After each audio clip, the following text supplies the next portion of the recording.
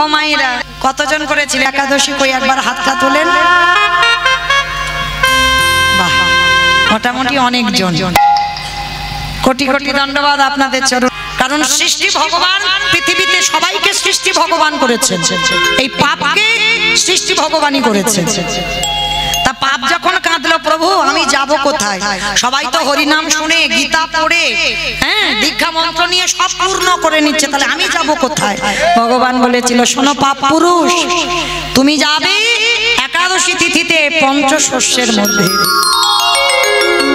যারা যারা একাদশী তিথিতে অন্ন সেবা করবে, বাবা মাকে হত্যা করলে যে পাপ হবে সেই পাপের বোঝা তাদের ঘাড়ে নিতে হবে।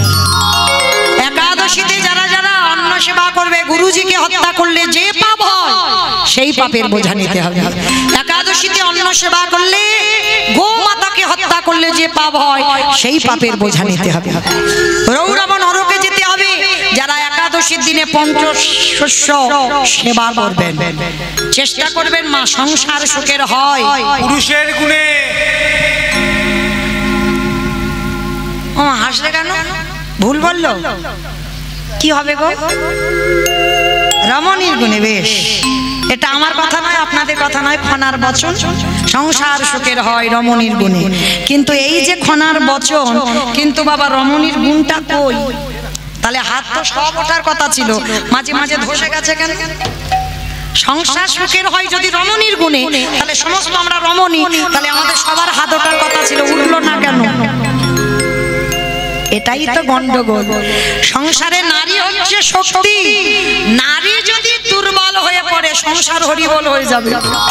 আর নারী যদি শক্তি হয়ে দাঁড়ায় যে একাদশীতে আমার বাড়িতে অন্ন হবে না, না তো না, একটা একাদশী বাড়ি থাকবে না স্বামী, দুটো একাদশী থাকবে না, দেখবে ঠিক ওর ঘাটটা আসবে একাদশী। অন্ন যখন করবে না গিন্নি, তাহলে যাই করেছে একটু খেয়ে। নারীকে ঠিক হতে হবে, এইটা মনে রাখবে। এটা আমার কথা নয়, মহাভারতে কুন্তি বলেছিল না, কৃষ্ণ যেদিন আমার দুঃখ ছিল সেদিন তুই আমার কাছে ছিলিস। আর আজ আমার যুধিষ্ঠির রাজা, আমি রাজার মা, সোনা দানা টাকা পয়সা ঘর বাড়ির আমার কিছু অভাব না, কিন্তু আমি মূল্যবান সম্পদ হারিয়ে বসেছি। পিসি কি হারিয়েছো তুমি? কৃষ্ণ যেদিনে দুঃখ ছিল তুই ছিলিস আমার কাছে, আর আজ আমার দুঃখ নেই কিন্তু তুই নেই আমার কাছে। আজকে আমার দুঃখ চলে গেল আর আমার কাছ থেকে আমার কৃষ্ণ চলে গেল। তাহলে কোনটা ভালো? দুঃখ থাকলে ভালো না সুখ এলে ভালো? যে সুখে কৃষ্ণ হারাতে হয় সে সুখ আমি জীবনে চাই না। সারা জীবন আমায় কষ্ট দে, জ্বালা দে, দুঃখ দে, বেদনা দে, আমি অন্তিম সময় পর্যন্ত যেন হা কৃষ্ণ কৃষ্ণ।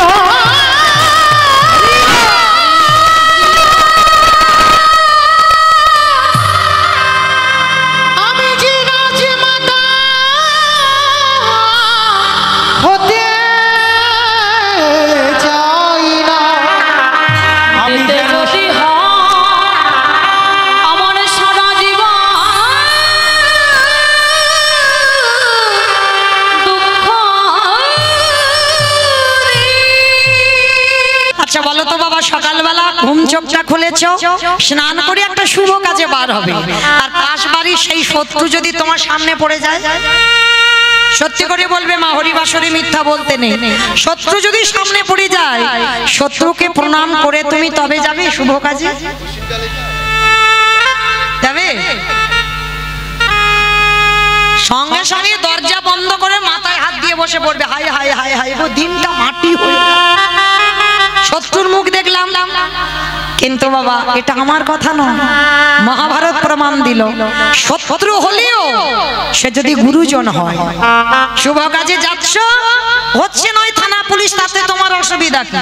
শুভ কাজে বার হচ্ছ, শত্রু যদি গুরুজন সামনে পড়ে যায় পাত ধুলাটা নিতে শেখো, আর যদি নিতে পারো সব কাজে জয় জয়কার হবে। আমার কথা নয়, যুধিষ্ঠির মহারাজ প্রমাণ দিল মহাভারতে। ভগবান বলছে ঠিক আছে, যখন বড় মাকে প্রণাম করবেই তা যাও, তবে দেরি করবে না, কেমন? প্রণাম করেই তুমি চলে আসবে। এইবারে যুধিষ্ঠির মহারাজ গেল গান্ধারী বড় মার কাছে। ওমা, এই জায়গাটা ভালো করে শুনবেন। আচ্ছা বলো তো, সন্তানের মঙ্গল অমঙ্গল প্রথমে কে বোঝে? মা। মা ডাকটা খুব ছোট ডাক, সব অক্ষর দুটো করে আছে, দেখো মা ডাকটা একটা অক্ষর।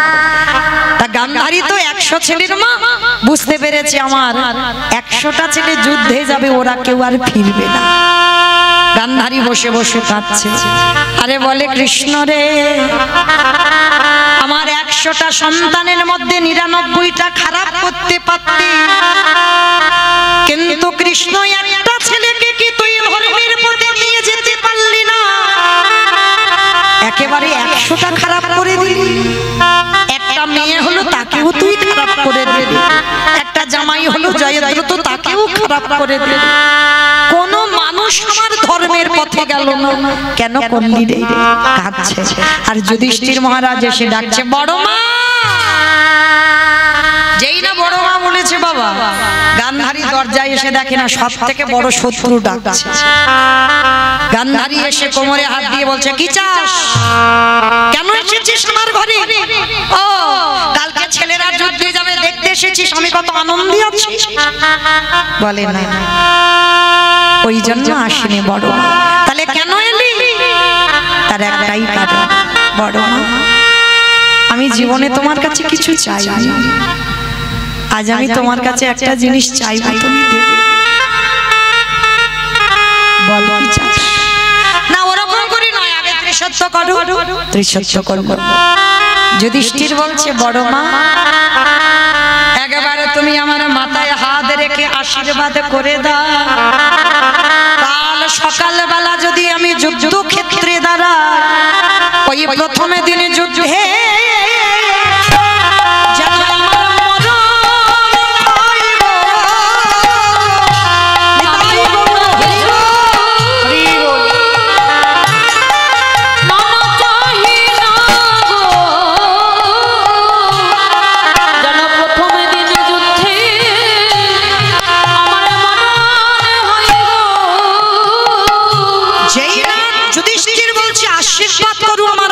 হয় যেন কালকে চমকে উঠেছে। অসম্ভব, আমি বড় মা হয়ে তুই আশীর্বাদ দেব মৃত্যু? হ্যাঁ রে, কেন চাইছিস মৃত্যু? বড় মা, এই জগতে যদি বড় দাদা বেঁচে থাকে, যদি কোনো ব্যক্তির কোলের ভাই চলে যায়, সে তো জানে যে দাদা ভাই হারিয়ে বসে আছে। তুমি বুঝবে না বড় মা, ভাই হারানোর যে কত জ্বালা। আমি দাদা বেঁচে থাকবো, আমার কোলের ভাই চলে যাবে, আমি সইতে পারবো না। তাই আশীর্বাদ করে দাও যেন প্রথম দিন আমার মৃত্যু হয়। প্রকৃত যদি কারোর মাতৃত্ব থাকে বাবা, যত বড় শত্রু হোক, মাথায় হাত দিয়ে বলতে পারবে যে কালকে তোর মৃত্যু হোক। পিছনে অনেক কথা বলবে, ওই সামনে দাঁড়িয়ে তুমি মাথাটা পেতে দিয়ে আশীর্বাদটা নাও তো দেখি কোন মায়ের মাতৃত্ব যারা আছে। কারণ সব মা তো মা নয়, জন্ম দিলেই মা নয়, এইটা যেন ভুলে যাবেন না। সবার মধ্যে মাতৃত্ব নেই, হ্যাঁ সব মা মা নয়। তো এগুলো বলতে গেলে বাবা সারা রাতে শেষ হবে।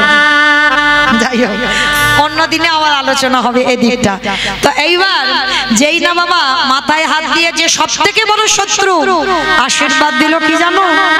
ওরে খোকারে, আমি বড় মা জীবনে তোকে কোনোদিন ভালো কিছু দিই না, তবে জীবনে যদি কোনোদিন তোর সন্তান রূপে ভালোবাসি, আজ আমি তোর নিজের হাতে নিজের মুখে বর দিলাম। কি বর দিলে বড় মা? কাল আমার মৃত্যু হোক? বলে না, ওরে যথা ধর্ম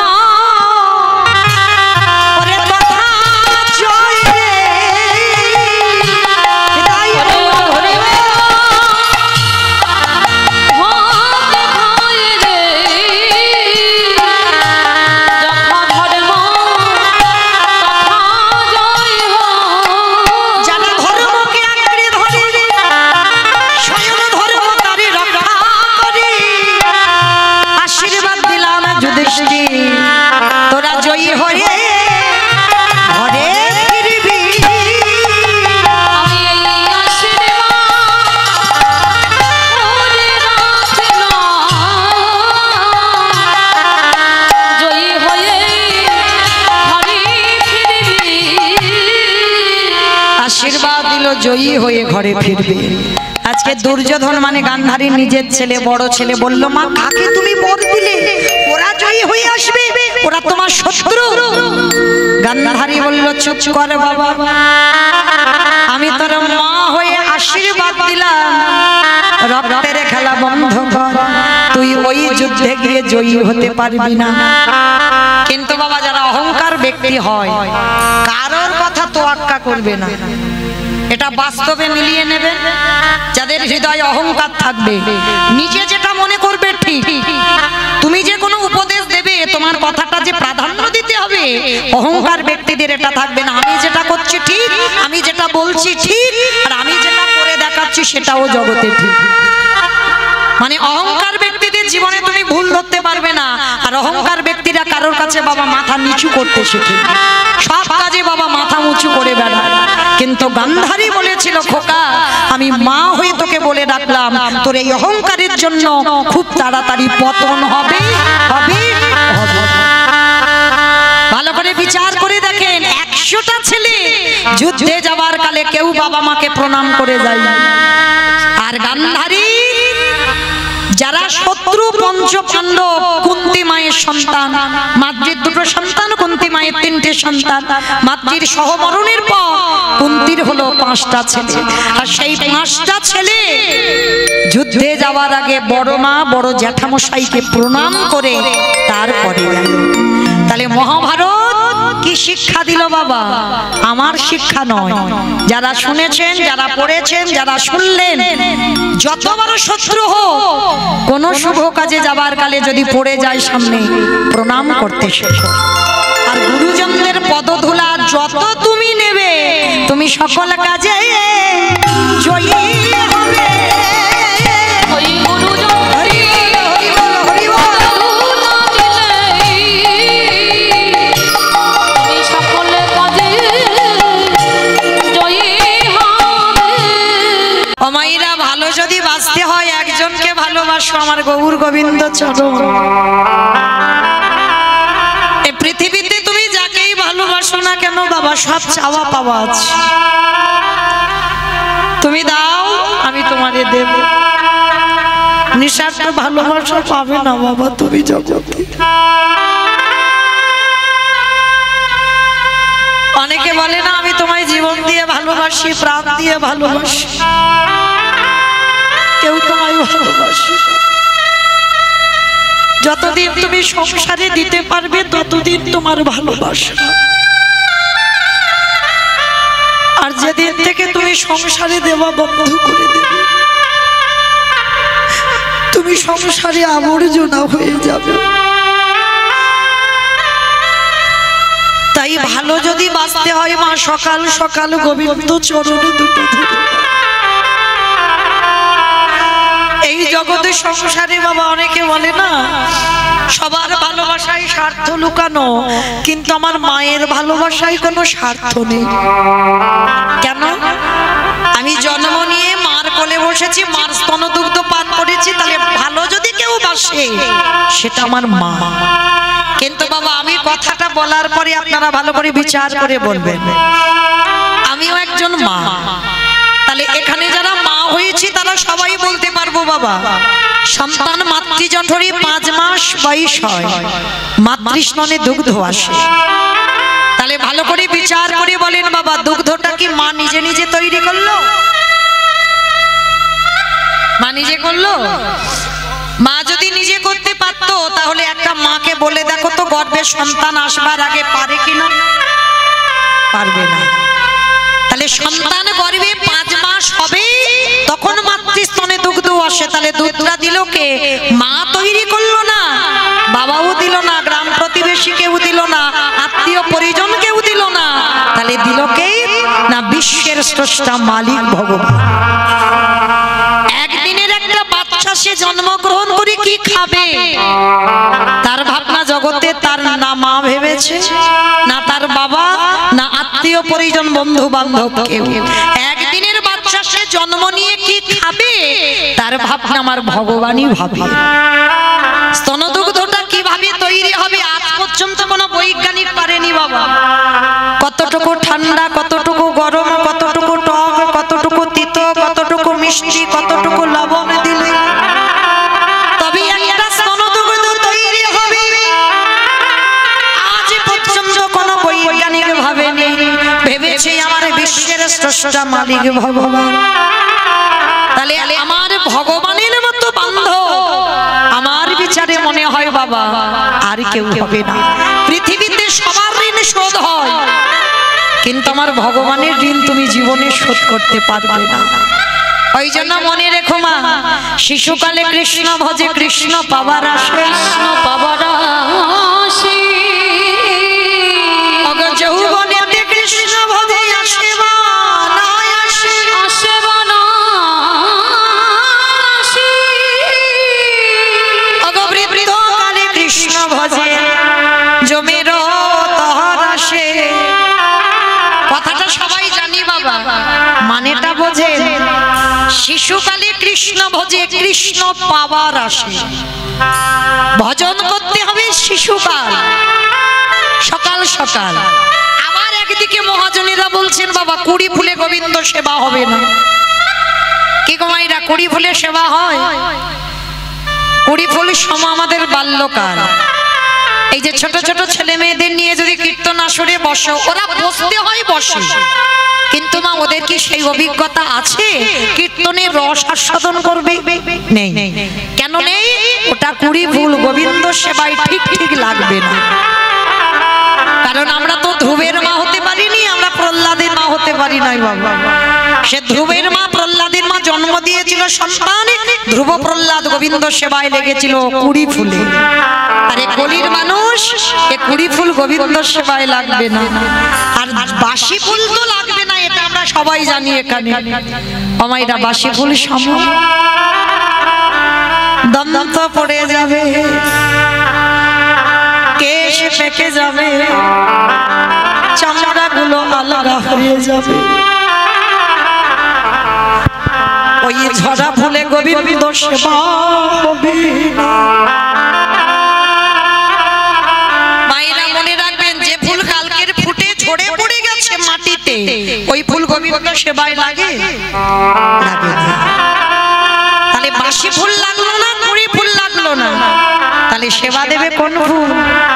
আজকের যে ফুলটা গাছে ফুটেছে, আর আজকের ফোটা ফুল সম যৌবন। বাবা ভগবান বারবার আমার রাধারানীকে বলেছে, রাধে গো আমি যৌবন বড়,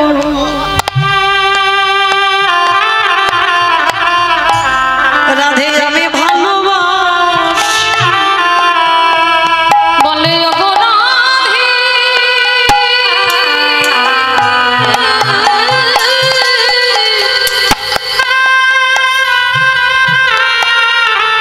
ওগো রাধে,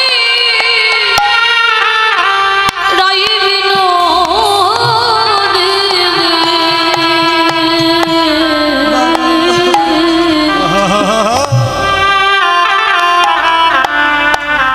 আমি যৌবন বড়,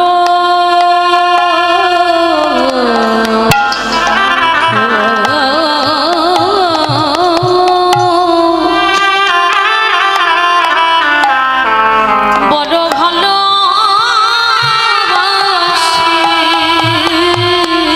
হরি বল হরি বল। এই একটু আগে আমার এক দিদি ভাই কীর্তন করে গেল না, প্রভাস যজ্ঞ। রাধারানীর এই মাথুরার প্রভাস যজ্ঞ ঠিক একই পর্যায়ে পড়ে যায়। রাধারানী দশমী দশা, গোবিন্দ আমার যেদিন বৃন্দাবন ছেড়ে মথুরায় চলে গেল, যারা মাথুর লীলা শুনেছেন, গোবিন্দ আমার বলল যৌবন বড় ভালোবাসি। বাবা কোন যৌবন? যেদিন আমাদের দাঁড়াবার শক্তি থাকবে, যেদিন দুটো হাত গোবিন্দ সেবার কাজে লাগবে, যেদিন তোমার জিহ্বা কৃষ্ণ নাম উচ্চারণ, যেদিন দুটো কর্ণ বর্ণ কৃষ্ণ নাম শুনতে পাবে, যেদিন তোমার নয়ন দুটো গোবিন্দ রূপ দর্শন করবে, এই সময়ক্ষণকে বলল যৌবনকাল। তা গোবিন্দ মাত্র রাধারানীকে ছেড়ে 100 বছর চলে গেল। 100 বছর, একটা দুটো বছর নয়। রাধারানী ললিতার কণ্ঠটি জড়াইয়ে ধরে বলল, সজনী রে, যদি আমার গোবিন্দ কোনদিন ব্রজধামে ফিরে আসে, সেদিনে যদি আমার দেহে যৌবনে না থাকে, বলে বল সজনী রে, আমি কি দিয়ে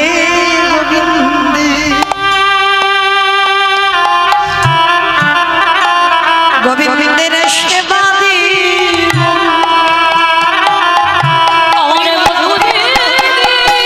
হরি বল, হরি বল, হরি বল।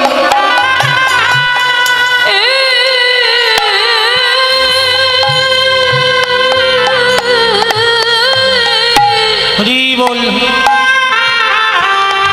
আমার বধূ এই ব্রজে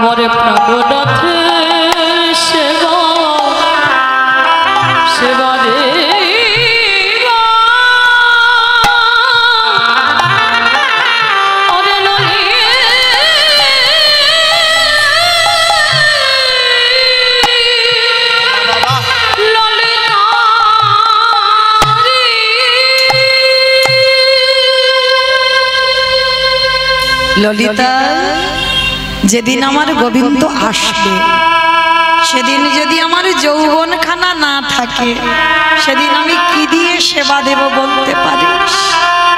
বলে বল সজনী রে, এই জগতে কৃষ্ণ নামে কাঁদারে যে কত সুখ পাওয়া যায়, কৃষ্ণ নামে কাঁদলে যে কত আনন্দ পাওয়া যায়, বলিয়ে যা কৃষ্ণ নামে যারা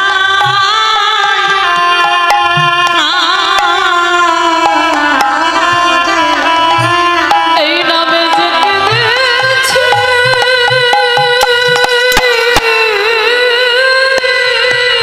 হরি বল, হরি বল।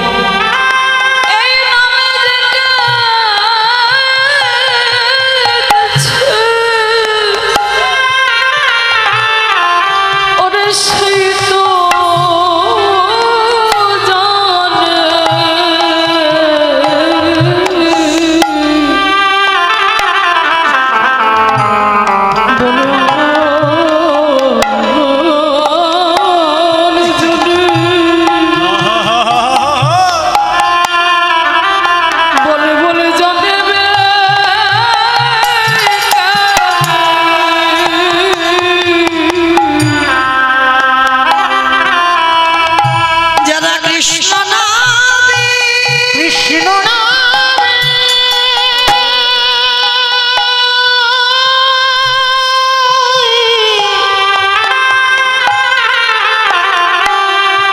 ওগো দয়াময়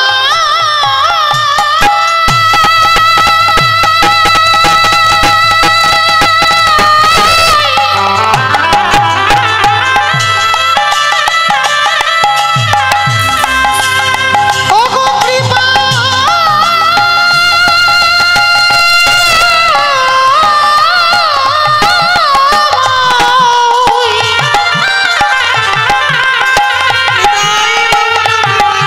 একেবারে কৃপা করে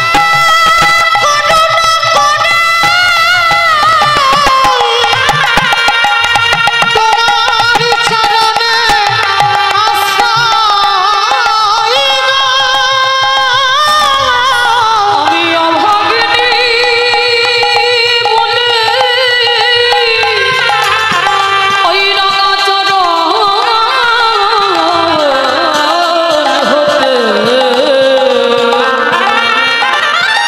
ওই রাঙাচরণ হতে ছেলো না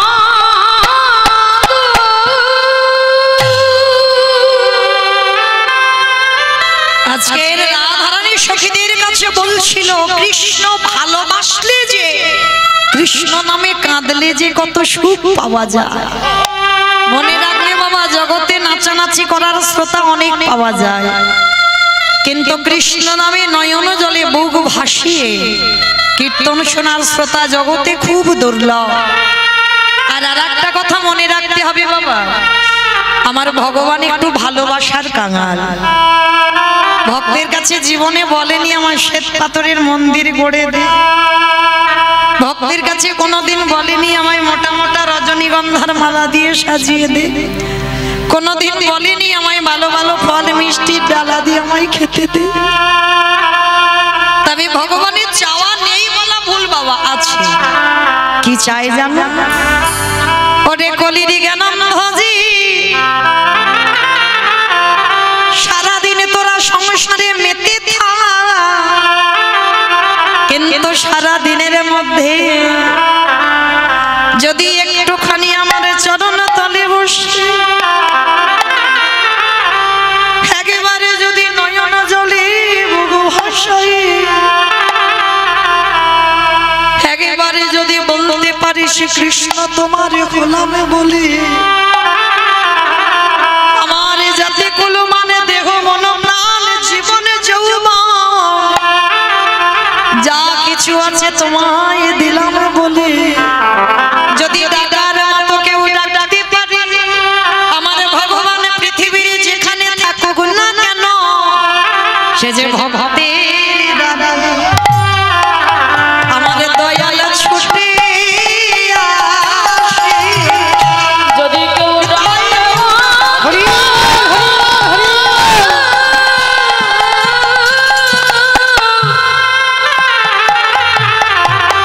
কেউ ডাকের মতো ডাকতে পারি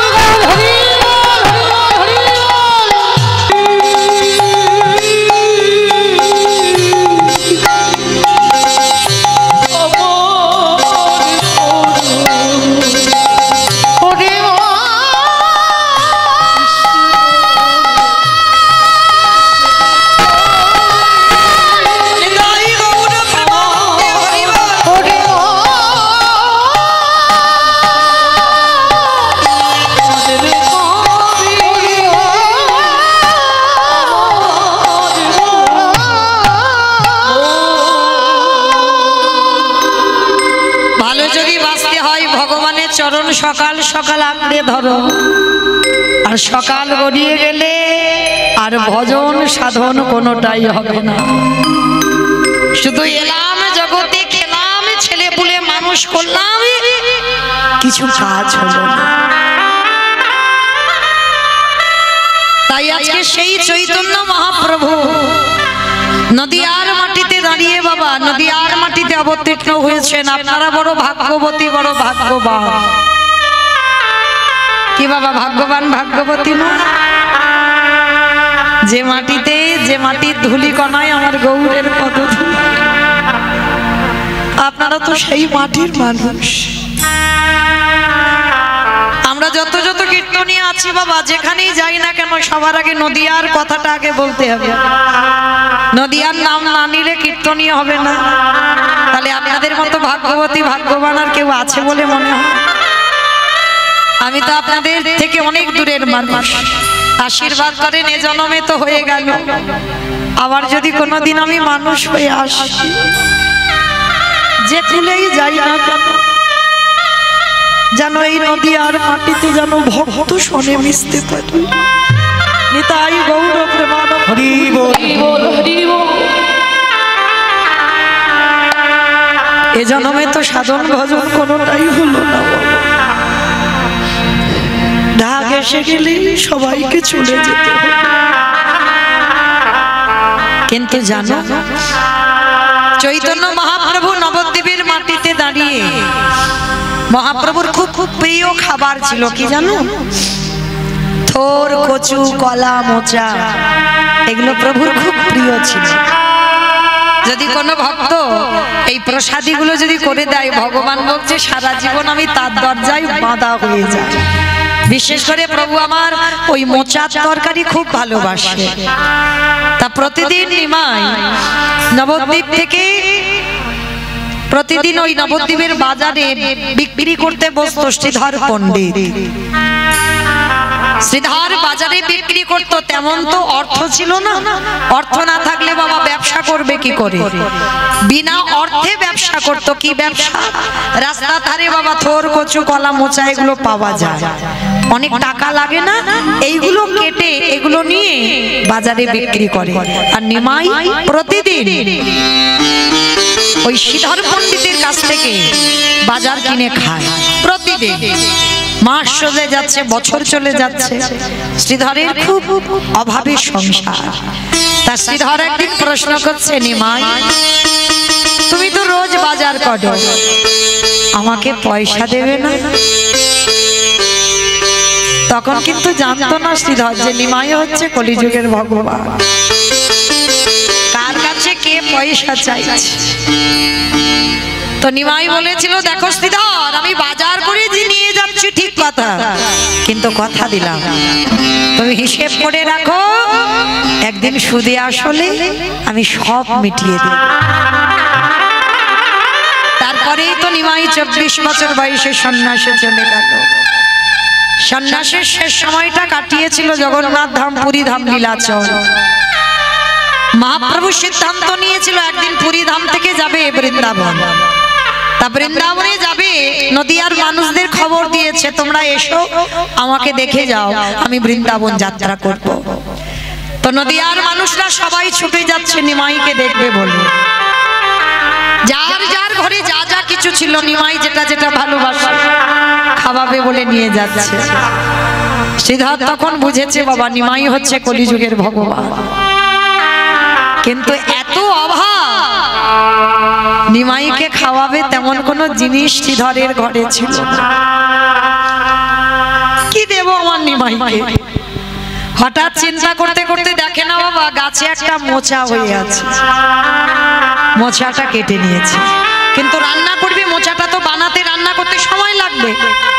ততক্ষণে যদি প্রভু চলে যায়, নদিয়া থেকে ভক্তরা সবাই চলে গেছে পুরী ধাম প্রভুর সঙ্গে সাক্ষাৎ করতে। তো শ্রীধর কি করেছে জানো? ওই কাঁচা মোচাটা পুটলিতে করে বেঁধে নিয়েছে। নদিয়ার ভক্তরা সব ভালো ভালো খাবার নিয়েছে, শ্রীধর নিয়েছে একটা কাঁচা মোচা। আর কাঁচাটা মোচাটা নিয়ে তখনকার দিনে বাবা গাড়ি ঘোড়া নয়, পায়ে হেঁটে নবদ্বীপ থেকে শ্রীক্ষেত্র লীলাচল গিয়ে দেখছে বাবা লাখো লাখো ভক্তরা দাঁড়িয়ে আছে। আর নিমাই ঠিক এই আজকের আমি যেমন কীর্তন গাইছি, প্রভু আমার এমনি ভাবে দাঁড়িয়ে কীর্তন করছে, মানে এত ভক্তির ভিড়। শ্রীধর সবার পিছনে দাঁড়িয়ে আছে। দেখবেন বাবা যারা ভজনের পদ অতিক্রম করছে আর বেশি গন্ডগোল, বেশি লোকালয়, বেশি লোকজন তাদের পছন্দ হয় না। বেশিরভাগ সময় যেন মনে হয় একাকী বসে নিরজনে থাকে। কারণ ভজনের জায়গাটা হচ্ছে বাবা নিরজন। আমরা লোকালয়েতে জপের মালাতে নাম করি, ঠিক কথা, দেহ শুদ্ধ হয়, জিহ্বা শুদ্ধ হয়, কিন্তু আসল ঘরে নাম হয় না। আসল ঘরে নাম করতে গেলে জানালা দরজা বন্ধ করে নিরজনে কৃষ্ণের প্রতিচ্ছবিটাকে হৃদয়ে ধরে নিরজনে বসে আন ভাবনা না ভেবে গৌর চরণে নিতাই গৌর প্রেমান হরি বল হরি বল হরি বল। শ্রীধর দূরে দাঁড়িয়ে দাঁড়িয়ে কাঁদছে। আর দেখবেন বাবা যারা ভক্ত হয় তারা কোনোদিন কিছু চায় না। যেমন ছিল বাবা রেমুনার গোপীনাথ, যে গোপীনাথ মাধবেন্দ্রপুরীর জন্য বাবা ক্ষীর চুরি করেছিল। এই মাধবেন্দ্রপুরী কেমন বৈষ্ণব ছিল জানো? এখন জগতে একটা মিলবে কি তা সন্দেহ। মাধবেন্দ্রপুরী একটা গাছের তলায় বাবা একটা রাত কাটাতো, দ্বিতীয় রাত নয়। কেন বলেন তো? যদি গাছের প্রতি মায়া জন্মে যায়। রূপ সনাতন শ্রীজীব এরা সব একই ধরনের ভক্ত ছিল।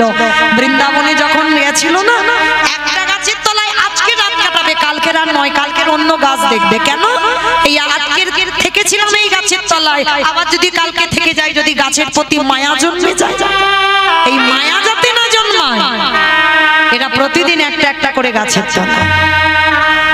তো সেই যে মাধবেন্দ্রপুরী গাছের তলায় বসেছিল রেমুনা, মলয় চন্দন আনতে এসেছিল না, বৃন্দাবনের গোপীনাথের গায়ে যে জ্বালা করছিল চন্দন লেপন করতে, হঠাৎ দেখে না সন্ধ্যাবেলায় দল বেঁধে ভক্তরা যাচ্ছে। মাধব প্রশ্ন করেছিল, হ্যাঁ গো তোমরা যাচ্ছ কোথায় ভাই? বলে সে কি তোমরা জানো না? আরে আমাদের এখানে গোপীনাথ আছে, গোপীনাথের ওই অমৃতকেলি প্রসাদ, মানে ক্ষীরের প্রসাদ প্রত্যেক দিন গোপীনাথের দেওয়া হয়। আর তার কত স্বাদ জানো? ওইটা পাওয়ার জন্য তো আমরা যাচ্ছি ছুটে। ভক্তের চরিত্র কেমন হওয়া উচিত দেখে। মাধব কথাটা শুনে মাধবেন্দ্রপুরী মনে মনে ভাবছে, গোপীনাথ আমি তো তোমারে কোনোদিন দেখি না, তো আমার খুব ইচ্ছা তোমার এই প্রসাদ অমৃতকেলি নাকি খুব স্বাদ। যদি জানতাম কি করে বানাতে হয় তো আমি আমার বৃন্দাবনে গিরি গোবর্ধনজিকে একটু করে খাওয়া। একবারও কিন্তু বলল না যদি ওই প্রসাদ আমি একটু পেতাম। ভগবান ভালো থাকে, এইটা ভক্তের ভাবনা। আমি যেমন তাকে আমার প্রভু ভালো আছে। তা সেই মাধবেন্দ্রপুরী যখন রাত্রির বেলা বসে রইল, কিছু চাইলো না। গোপীনাথ রাতের অন্ধকারে প্রতিদিন 12টা মালসা দেওয়া হতো। একটা মালসা গোপীনাথ মাধবেন্দ্রপুরীর জন্য চুরি করে আঁচলের তলায়, মানে চাদরের নিচে রেখে দিয়েছিল। 11টা মালসা বিতরণ করেছে। আর প্রতিদিন কি গুনে গুনে বিতরণ হয়? রাত্রিবেলা যখন গোপীনাথকে স্বয়ং দিয়ে চলে গেল, দৈববাণী করলো, গোপীনাথ পূজারী পূজারী তুমি তো রোজ 12টা মালসা দাও, আজকের কি এমন হলো তুমি 11টা মালসা ভোগ বিতরণ করলে? প্রভু আমি তো 12টা মালসা দিয়েছি। বলে হ্যাঁ দিয়েছো 12টা মালসা, কিন্তু বিতরণ করেছো 11টা মালসা। প্রভু তাহলে আর একটা মালসা কোথায়? যাও মন্দিরে গিয়ে দেখবে আমার চাদরের নিচে একটা মালসা আমি চুরি করেছি। প্রভু তুমি চুরি করেছো? কার জন্য? যাও ওই দূরে গিয়ে দেখবে গাছতলায় আমার এক কাঙাল ভক্ত বসে বসে ও যে খিদেতে মরে গেলেও কোনদিন কারোর কাছে কিছু চাইনি। যাও তুমি গিয়ে নিয়ে এসো, ওই ভাণ্ডটা নিয়ে মাধবেন্দ্রপুরীকে খাইয়ে দাও। পূজারি সকাল হতে না হতে ছুটল, কোথায় আছো মাধবেন্দ্রপুরী? যার লাগি গোপীনাথ ক্ষীর কইল চুরি। যখন মাধবেন্দ্রপুরীর কাছে দিল, ক্ষীরটা তো সেবা করলো, কিন্তু বাবা প্রসাদিত ভগবান চুরি করেছে ভক্তের জন্য, মালসাটা ফেলেনি। মাধবেন্দ্রপুরী মালসাটা আঁচলে রেখে দিয়েছিল। প্রসাদ মালসাটাও তো প্রসাদ। কি বাবা আপনাদের মনে কি এটা জাগে? মালসায় যেটা আসল বস্তু প্রসাদ পেয়ে নিলাম, আর মাটির মাল পাত্রটা ফেলে দিলাম, কিন্তু মাধবেন্দ্রপুরী ফেলেনি। গোপীনাথ আমার জন্য চুরি করেছে। আমি বৃন্দাবনে যাবার পথে যদি খিদে পাই, এই মালসাটা টুকরো টুকরো করে আসন। হরি বল হরি বল। এরা হচ্ছে ভক্ত। ভক্ত সবসময় নিরঞ্জন, ভক্ত সবসময় লোকালয়ে থাকে। আজকে নিরজনে দাঁড়িয়ে আছে শ্রীধর, আর ভক্তরা সবাই লাখ লাখ ভক্ত দাঁড়িয়ে আছে, আর প্রভু হরি নাম করছে, আর পিছনে শ্রীধর দাঁড়িয়ে দাঁড়িয়ে বলছে তোমার নামে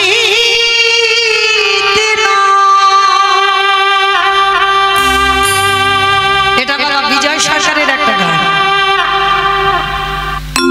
তোমার নামে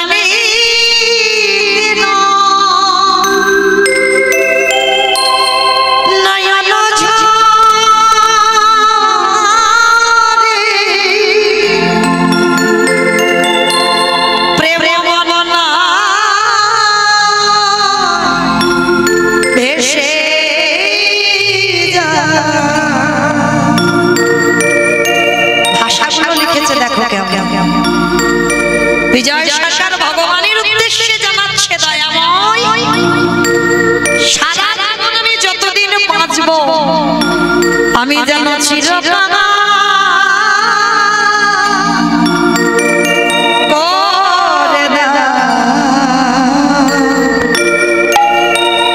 করে দাও।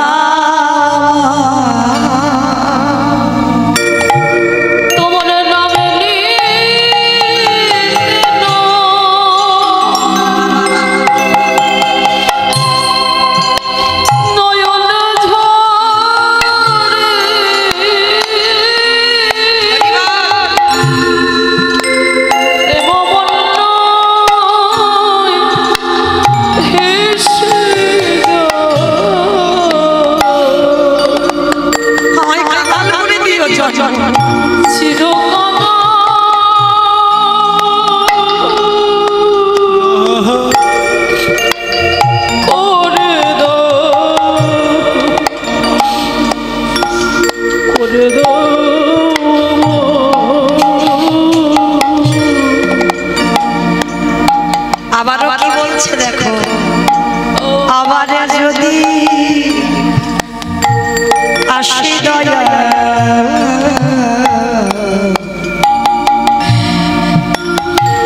এ ভব সংসারে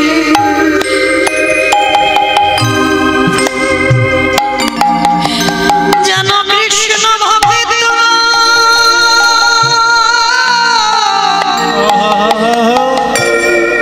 মায়ের ঘরে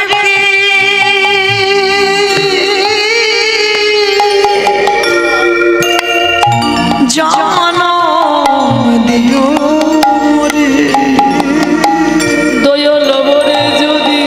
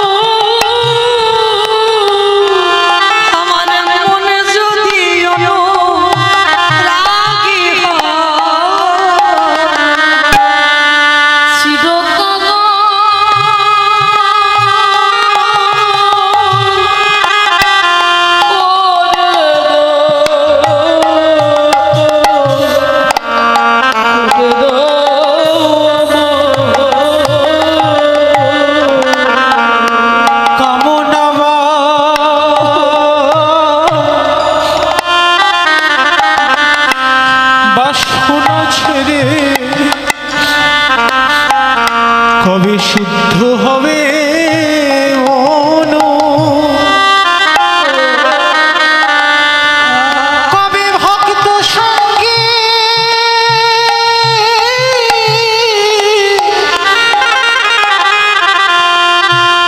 প্রেমে তরঙ্গে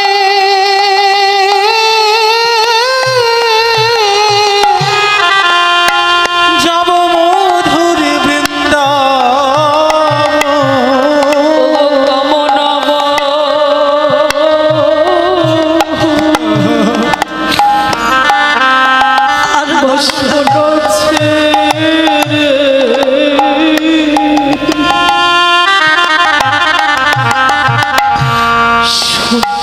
হবে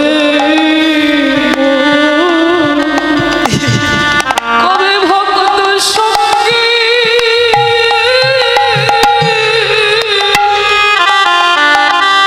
প্রেমে তরঙ্গে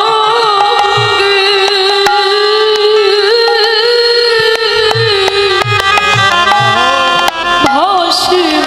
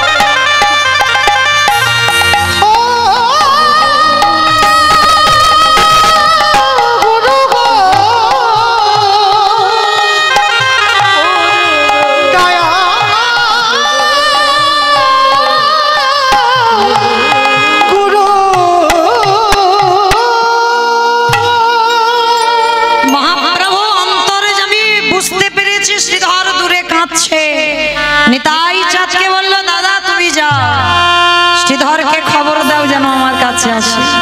নিতাই চাঁদ গিয়ে যেই না শ্রীধরকে খবর দিল, বাবা অত ভক্তির মধ্যে শ্রীধরকে গিয়ে নিতাই চাঁদ বলছে, শ্রীধর আমার ভাই তোমাকে ডেকেছে। প্রভু ডেকেছে আমার? তাড়াতাড়ি করে পুটলিটা নিয়ে বাবা একেবারে প্রভুর চরণে আছাড় খেয়ে পড়ল। হাত দুটো তুলে শ্রীধরকে বলছে, শ্রীধর আমার জন্য তো এরা কত ভালো ভালো খাবার এনেছে, ও শ্রীধর তুমি কি এনেছো? পুটলিটা লুকাচ্ছে। কিছু আনিনি তো প্রভু। আনিনি বললে হবে? আমি জানি তুমি কিছু লুকাচ্ছ। জোর করে প্রভু আমার পুটলিটা নিয়েছে, আর নিয়ে বাবা যেই না পুটলিটা খুলেছে দেখেন একটা কাঁচা মোচা। শ্রীধর আমি তো মোচা খেতে ভালোবাসি, আর আনলে তো আনলে রান্না করার সময় পাওনি। হে বাবুরা হরি, আমার কানে যখন সংবাদ এলো, তখন নদিয়া থেকে সবাই তোমার চরণে চলে এলো। আমার মনে ভয় হলো, মোচা রান্না করতে গিয়ে যদি দেরি হয়ে যায়, আর যদি তোমার সঙ্গে সাক্ষাৎ না হয়, তাই গৌর হরি কাঁচা মোচা কেটে নিয়ে চলে এলাম। প্রভু জানি এ তো তোমার সেবার যোগ্য।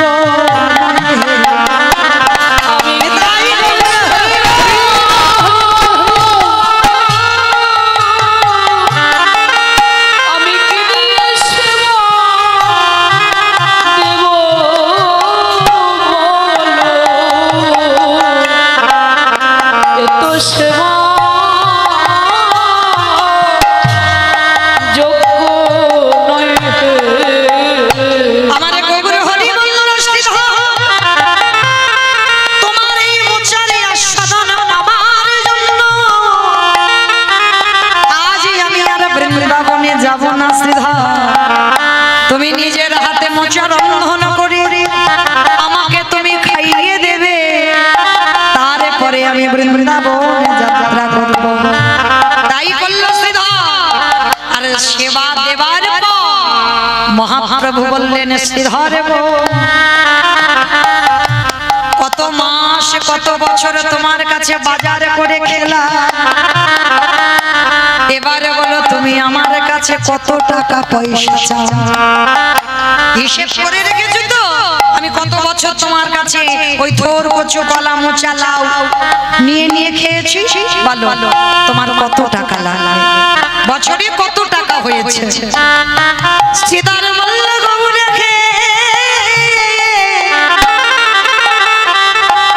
আমি সবই দিনের বাজারে হিসাব করে রেখে দিয়েছি, বলো কি চাও তুমি আমার কাছে।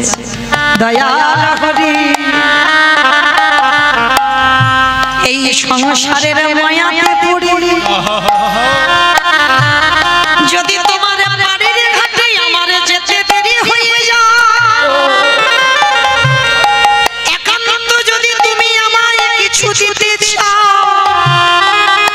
এই সংসারের ঘানিতে পড়ে হাবুডুবু খেতে খেতে যদি তোমার কথায় আমি কখনো ভুলে যাই, যেদিন আমার নিদানের সময় হবে,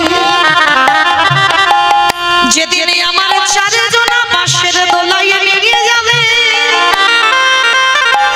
গৌরে তুমি আমার সামনে এমনি করে দাঁড়ায় থেকো, যেদিন আমার দেহ থেকে প্রাণ পাখিটা চলে যাবে, তুমি আমার হাতে ধরে নদী পার করে দিও।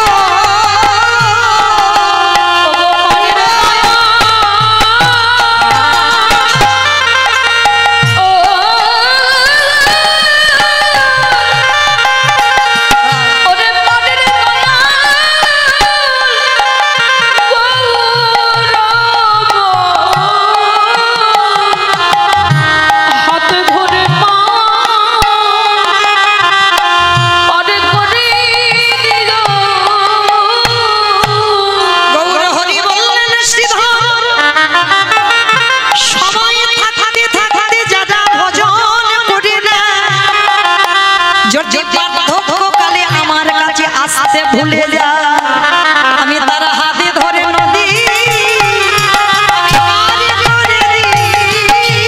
তাই তো সবাই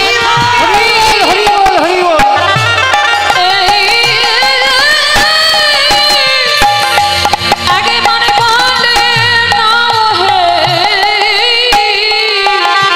আমি তার হাতে ধরে অনেক করি ভগবান বললেন যে আমারে চাই তারই আমি চাই, যে আমারে না চাই তারই আমি না চাই। হরি বল। কি বলছে? যে আমারে চাই তারে আমি চাই, যে আমারে না চাই তারে আমি না চাই। হরি বল।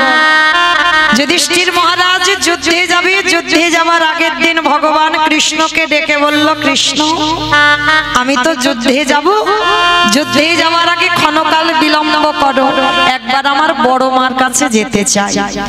মায়েরা আপনারা বলেন তো যুধিষ্ঠির বড় মাটাকে? গান্ধারী, 100 ছেলের মা। তা কৃষ্ণ বলছে যুধিষ্ঠির দাদাকে, তুমি বড় মার কাছে কেন যাবে? ও হে কৃষ্ণ দয়াময়, আমি বড় মার কাছে কেন যাব জানো? ওই যুদ্ধে যাবার কালে আগেবার আমি বড় মার পদধূলাটা শিরে নিতে চাই। ভগবান শোনা মাত্র দাদা তোমার মাথা ঠিক আছে তো? যে বড় মা জীবনে তোমার ভালো চাইলো না, যে বড় মা ঠাকুরের কাছে মানত করলো কবে আমার যুধিষ্ঠির মৃত্যু হবে, ভীম অর্জুন নকুল সহদেবে প্রাণ হারাবে, যে বড় মা ঠাকুরের কাছে মৃত্যু কামনা করে, আর তুমি কিনা যুদ্ধে যাবার আগে সেই বড় মাকে প্রণাম করবে। কৃষ্ণ রে, এই কথাটা অন্য কেউ বললে সাজত, কিন্তু তোর মুখে সাজে না ভাই, কেন সে যে আমার বড় মা হয়। আমার মায়ের থেকে বড় মার জায়গা আগে হয়। আর যদি শুভ কাজে যেতে গিয়ে শত্রু হলেও যদি আমার মায়ের থেকে যে বড় হয়, তারে পদধূলা যদি আমার শিরে না নি, কোনোদিনই আমি যুদ্ধে গিয়ে জয়ী হব না।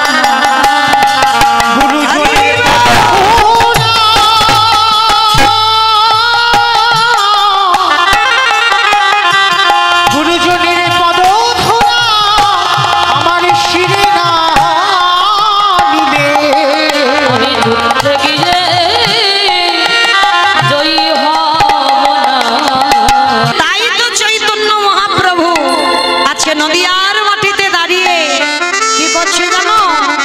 কেহ বলে পুরাবেতে রাবণ বধিলা, কেহ বলে পুরাবেতে। আমা উলু কই? মাঠে খুঁজতে গেছো? মাটির উলুর কথা বলিনি, এখানে উলু আছে। উ শব্দে রাধা, উলু শব্দে কৃষ্ণ। যে জিহ্বায় বেশি উলুর ধ্বনি দেবে কৃপা তাড়াতাড়ি হবে। ওই একটু উলুর ধ্বনি দাও।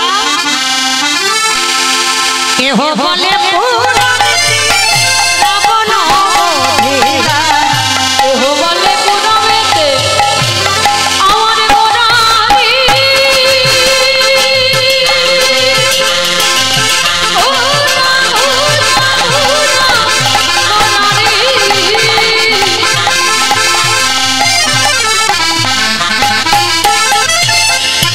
গোড়া গোড়া গোড়া গোড়ারি, গোড়া গোড়ারি।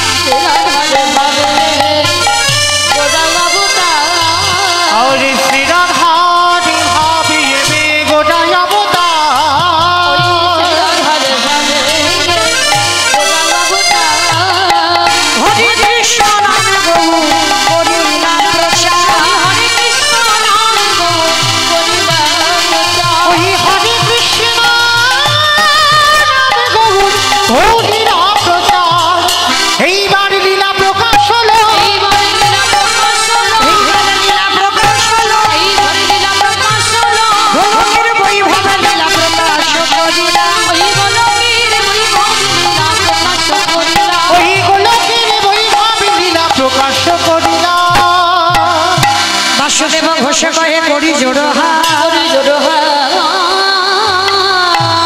ওগো জেগে গো সেই কৃষ্ণ, সেই তো জগন্নাথ।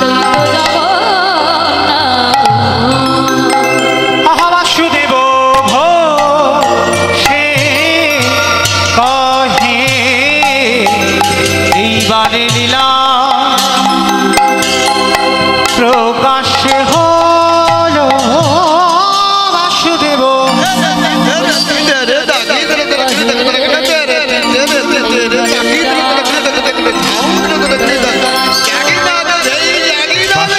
বাসুদেব ঘোষে কহে এইবারে লীলা প্রকাশ হলো।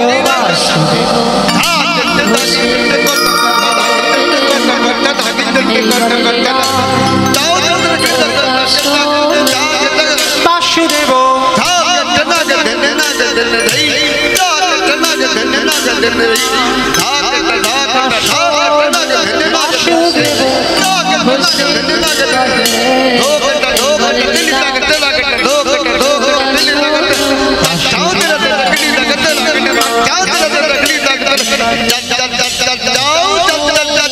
বাসুদেব ঘোষ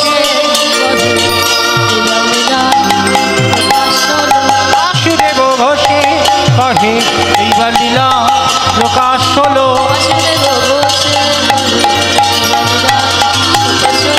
বাসুদেব ঘোষে কহে এইবার লীলা প্রকাশ লরে বাবা সুদেব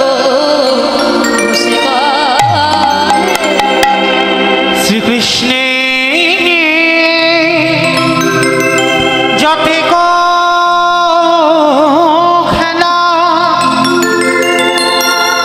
সর্বোত্তম নরলীলা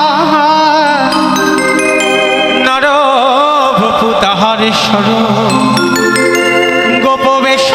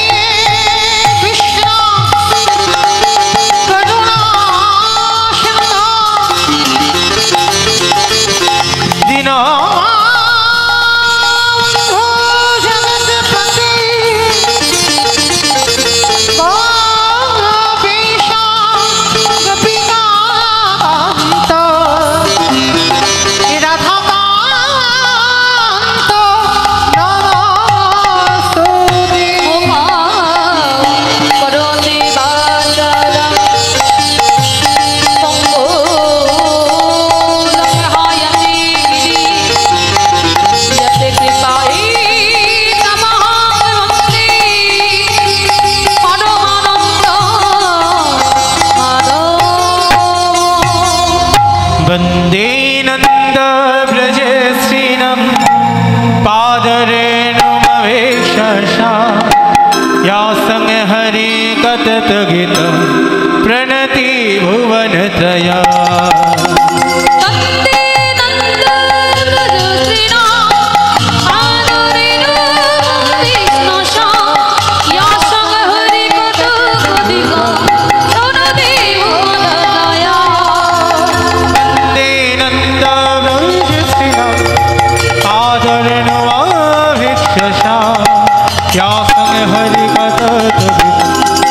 प्रणति भुवन त्रया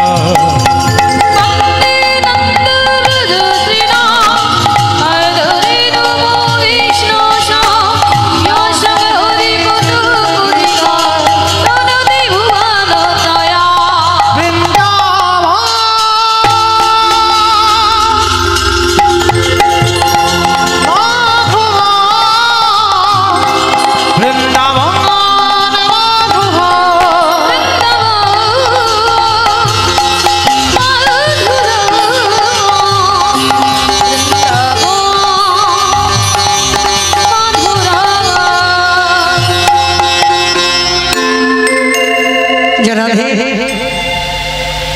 চলুন আজকে আমরা সবাই যাব মধুমাশ্রী ধাম, বৃন্দাবন ধাম। তখন যখন নবদ্বীপে ছিলাম, একবার দেখি সবাই মিলে প্রেম সে বলেন তো, গৌর সুন্দর কি জয়, নবদ্বীপে ধাম কি জয়, সচির নন্দন কি জয়, ধ্বনিটা হলো কি জয়, এটাও জয়। বললাম ধ্বনিটা হলো কি, এটা নাকি জয়। এইটা জয় নয়, ভক্ত ডুবে গেছে, বিভোর হয়ে গেছে, বুঝতে পারছে না কি বলছি। কিন্তু মা এটা জয় নয়, ধ্বনিটা হলো কি মানে হলো না। একটু প্রেম সে দিতে হবে, জোরে দিতে হবে। এত জোরে দাও কত দূর শোনা যাবে গো? রানাঘাট যাবে, হাঁসখালি যাবে, বৃন্দাবন যাবে। বাহ, মানে মনে স্পিড আছে, যাবে। এই বিশ্বাসটা রাখতে হবে যে যাবে। এ জন্মে না হোক, এর পরের জন্মে না হোক, সাধিতে সাধিতে যদি কৃষ্ণ কৃপা করে, এ জন্মে না হয় জন্ম জন্মান্তর, কিন্তু কৃপা হবে, আজ না হোক কাল। তো দেখি যাদের বিশ্বাস আছে যে কৃপা হবে, ওই দেখে হাত দুটো তোলো তো দেখি একবার আমার মতো। এই জন্যই হবে, বেশ। তো দেখি কই আমার দাদা ভাইদের হাত উঠছে না কেন? চরণ ধরে সবাই দেখি একসঙ্গে তোলো সবাই। এইদিকে আমার দিদি ভাইরা বোনেরা যারা আছো, আমার পিছনটা ধসে যাচ্ছে কেন? এই ধসা রোগটা ভালো নয়, তোলো সবাই একসঙ্গে বলো, গৌর সুন্দরী কি জয়, নবদ্বীপে ধাম কি জয়, সচির নন্দন কি জয়, বিষ্ণু প্রিয়া কি জয়, নিতাই চাঁদ কি জয়, ভক্ত বৃন্দ কি জয়, হরিবাসর ধাম কি জয়, সাধু গুরু বৈষ্ণব কি জয়, আপন আপন গুরু চরণ জয়, নিতাই গৌর প্রেমানন্দে হরি। চলো এবার আমরা সবাই যাব মধুমাশ্রী ধাম, বৃন্দাবন ধাম। আর যেতে গিয়ে একটা ভজন গাইতে গাইতে যাওয়া হোক, আমার একটা ভজন হোক। চলো আমি আর আমার সম্প্রদায় করে সবাই যাব। ওই একটু উলুধ্বনি দাও। বৃন্দাবন ধামে আপার, জপে যা রাধে রাধে, ও রাধে আলেরি সরকার, জপে যা রাধে রাধে, ও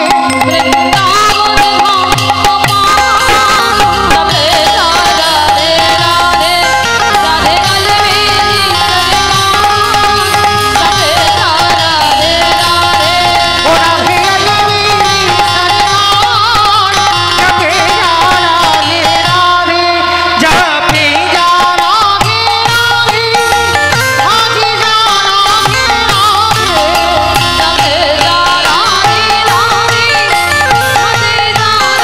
রাধে রাধে, জপে যা রাধে রাধে, হাজি যা রাধে রাধে,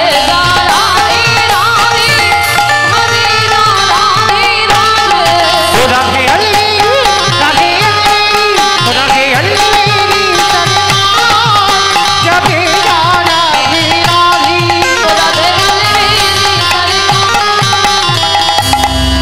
আমা আমি আর আমার সম্প্রদায় যাচ্ছি, আর কেউ যাচ্ছি না। সবাই যাবে। সবাই যাচ্ছ তো? যারা যারা যাচ্ছ শুধু বসে বসে থাকলে হবে, একটু কাজ করতে হবে। ওই তোলো দেখি আর একবার। আমার কান মুলে বলছো মা কালীর দিব্যি, আর বলবো না, এইবারটা শেষ। ওই দেখি সবাই একসঙ্গে দুটো বাহু, সবাই একসঙ্গে তালে তালে করো, তালি কেমন?